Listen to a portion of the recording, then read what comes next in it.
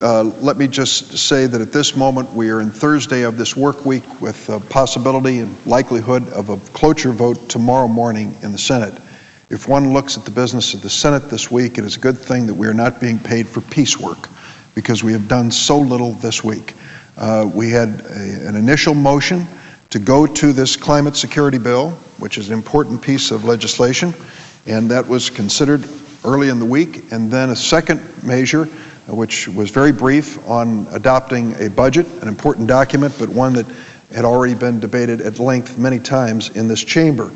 We burned 30 hours off the clock in what was requested for general debate, and that, of course, took place, and it was a good debate, bipartisan effort to explain an important bill involving global warming and carbon pollution, which is changing the world that we live in. Then a request was made yesterday by the Republican leader that this bill on the Climate Security Act be read in its entirety into the record. And so for 8 hours, our staff here had to stand and read every word of this bill into the record. This bill, the substitute, had been available for days and the concepts behind it for weeks. There was no element of surprise, no necessity for this reading other than to burn off an entire day in the United States Senate where little or nothing was accomplished. And now we face virtually the same thing again. Though 89% of the people in America say that global warming is an important issue that should be addressed by the United States Senate, this week there have been repeated efforts to make sure that we never reach that point. Those who oppose this bill should stand up and vote accordingly. Those who have amendments should bring them forward. We are still waiting for a list of amendments to the global warming bill from the Republican side. We have given them a list of our amendments, including a bipartisan amendment offered by Senator Lugar, who just spoke on the floor, and Senator Biden. We have tried to engage the minority in a debate on this critically important bill, but instead they have engaged in delay tactics, including 8 hours wasted in the Senate yesterday reading this bill in its entirety. We finally adjourned at about 12:15 a.m. this morning to return today. I guess it is the intention of the Republicans to stop us from considering the global warming issue, but that will not stop the dangers being created by global warming here in the United States and around the world. If we are truly elected to lead, I cannot understand why the Republican minority will not engage us in a meaningful and honest debate about this bill. That is why we're here. We should be voting on amendments, testing different theories and policies to see what the majority feels in the Senate. But instead, we're caught up in this exercise, 8 hours of reading this bill, a tremendous waste of time and energy that the Senate should have put to more productive purposes. I yield the floor. I would have to agree with Senator Reid when he said that global warming is one of the most important issues of our age. I believe he said it was the most important global issue, and of course we realize that whatever our undertaking may be in life, it's of little value if we don't live on a planet that can sustain life. And that is what we're worried about, that we have global warming and carbon pollution changing the planet we live on.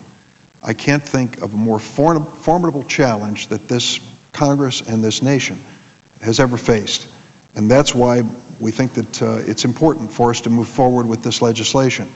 The notion that we blocked all amendments is not true. We have said to the Republicans repeatedly, provide us with the amendments, show us what you're going to offer us. Here is what we are going to offer.